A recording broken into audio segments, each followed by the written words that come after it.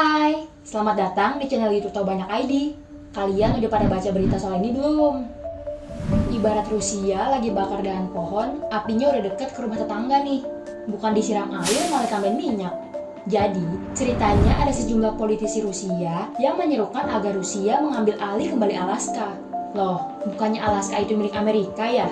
Sekarang memang milik Amerika, tapi sejarah mengatakan bahwa Alaska dulu pernah menjadi bagian dari Rusia. Presiden Putin sendiri belum memberi pernyataan resmi. Presiden Amerika Serikat Joe Biden dan pihak Gedung Putih juga belum komentarin pernyataan para politisi Rusia ini sih. Tapi, klaim Alaska ini jadi bikin hubungan Amerika-Rusia yang lagi panas-panasnya malah dibikin tambah panas lagi guys. Gimana sih sejarahnya Alaska yang diklaim para politisi Rusia bisa menjadi milik Amerika? Nah, kita akan membahas detailnya pada video kali ini.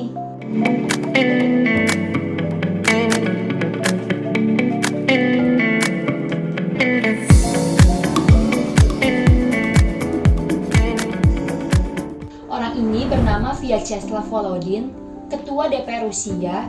Dia dikenal salah satu sekutu Putin. Ketika Barat mencoba mengambil atau membekukan aset Rusia di luar negeri, Rusia melawan hingga menyebut memiliki sesuatu untuk diklaim kembali. Volodin memberikan sinyal ke Amerika kalau Alaska bisa aja menjadi target selanjutnya setelah Ukraina. Oleg Matveychev, anggota parlemen Rusia, dia bilang kalau Rusia harus mencari semua properti milik Rusia yang telah lama disita oleh Amerika, salah satunya Alaska. Sejak Putin meluncurkan invasi ke Ukraina, telah menargetkan sanksi kepada para pengusaha dan perusahaan terkaya Rusia. Salah satu contoh, Roman Abramovich, pemilik klub sepak bola Chelsea. Asetnya dibekukan pemerintah Inggris imbas perang Rusia-Ukraina. Muncul pertanyaan, memangnya Alaska masih bagian dari aset Rusia? Klaim para politisi Rusia ini kurang tepat ya guys. Pada tahun 1867, sebenarnya Rusia udah menjual Alaska pada Amerika. Serius guys, beneran dijual. Jarang-jarang kan ada negara yang ngejual wilayahnya. Rusia Amerika mungkin sekarang lagi panas-panasnya. Tapi kalau kalian berpikir persaingan antara Rusia dan Amerika saat ini sudah terjadi sejak lama, itu salah banget. Ketika Rusia masih dipimpin oleh Tsar Alexander II, hubungan Rusia sama Amerika tuh romantis loh. Saat itu, Rusia dan Amerika bahkan memiliki musuh bersama yaitu Inggris. Karena hangatnya hubungan mereka, ketika Kekaisaran Rusia lagi kerepotan masalah finansial untuk mendanai perang, Amerika mau membantu Rusia dengan membeli Alaska. Jadi begini sejarahnya guys. Pada abad ke-19, Alaska adalah pusat perdagangan internasional. Dalam ibu kota Alaska, Novo Archangel sekarang bernama Sitka. Orang-orang berjualan kain dan teh dari Cina. Bahkan, Alaska juga menjual es batu. Saat itu, es sangat dibutuhkan oleh orang-orang di bagian selatan negara Amerika karena saat itu kulkas belum ada ya. Di Alaska, ada pabrik pembuatan kapal dan pabrik-pabrik lainnya. Di sana juga ada tambang batu bara dan yang paling hebatnya, di sana ada cadangan emas yang berlimpah. Keputusan Rusia menjual wilayah ini pada Amerika kok nggak masuk akal banget ya? Karena kisahnya belum selesai sampai sini guys. Wilayah Alaska dulu udah ditempati oleh para suku pribumi, diantaranya suku Eskimo dan Aleut. Nah, para pedagang Rusia tertarik sama taring anjing laut dan kulit berang-berang yang ditawarkan oleh suku itu. Dibentuklah perusahaan Rusia Amerika disingkat RAC yang menjalankan bisnis tersebut. Perusahaan ini memonopoli semua perdagangan dan sumber daya alam di Alaska. Para kaisar dan keluarganya masuk ke dalam jajaran pemegang saham perusahaan Rusia Amerika. Kekaisaran Rusia juga ngambil pajak yang sangat besar dari perusahaan tanpa peran di dalamnya. RAC berkembang pesat berkat pembisnis Rusia yang handal di abad 18. Mereka adalah para pengembara sejati, para spekulan dan juga pedagang. Pemimpin utama masyarakat Rusia di Alaska saat itu adalah seorang pedagang yang sangat bertalenta. Pria itu bernama Alexander Baranov. Pria ini membangun Alaska dengan sepenuh hati, bukan sekedar mencari keuntungan guys. Baranov membangun sekolah.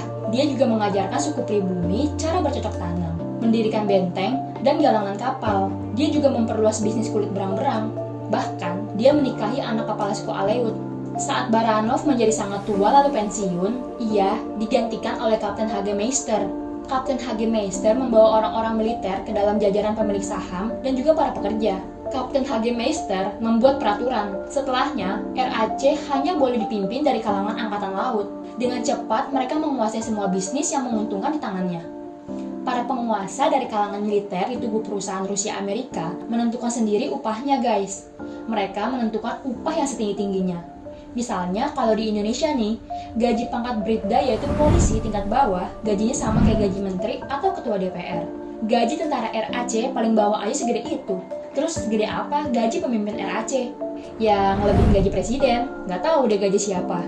Pemimpin RAC melakukan politik kotor guys.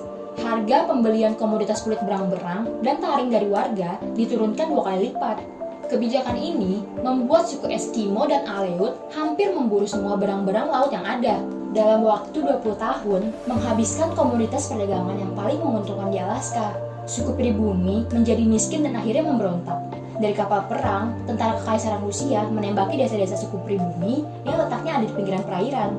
Udah hancur nih bisnis saring dan kulit, para tentara berusaha menemukan sumber penghasilan yang lain. Nah, dimulailah perdagangan es dan teh. Tapi balik lagi, emang dasarnya mereka nggak bisa dagang, pikirannya culas udah gitu serakah. Bisnis kain, es dan teh nggak bisa nutupin operasional dan tingginya gaji mereka yang menembus langit. Akhirnya, RAC pun diberikan subsidi oleh Kekaisaran Rusia sebesar 200.000 rubel per tahun. Tapi, usaha ini nggak ngebantu Alaska terhindar dari krisis.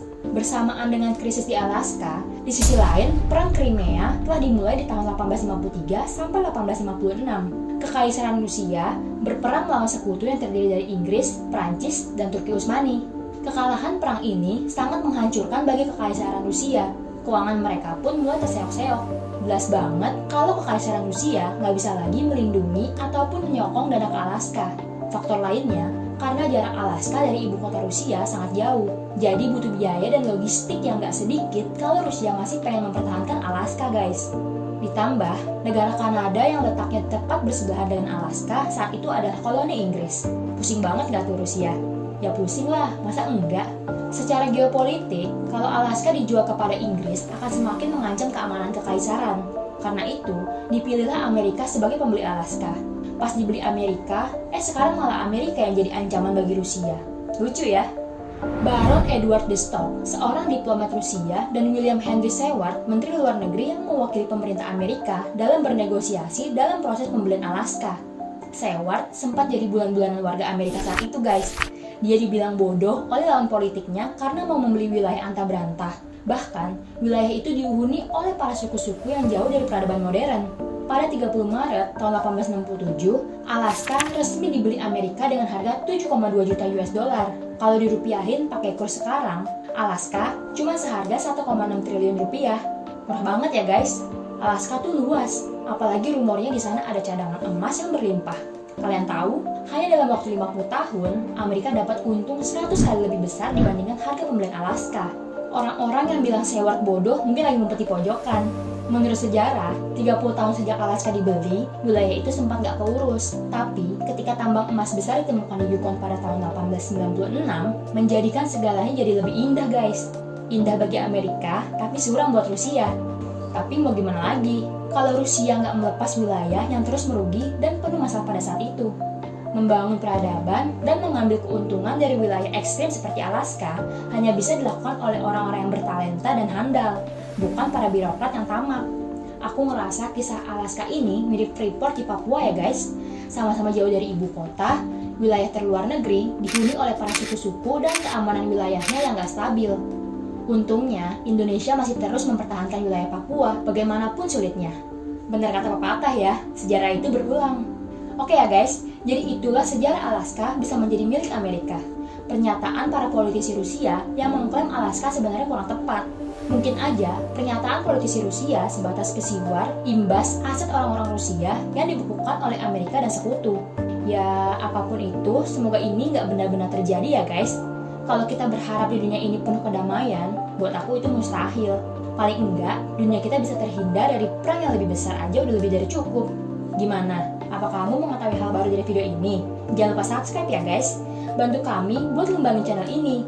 Channel ini masih kecil banget, tapi kamu masih tetap semangat dong buat bikin konten-konten seru yang bermanfaat untuk kalian. Terima kasih ya yang sudah menonton. See you!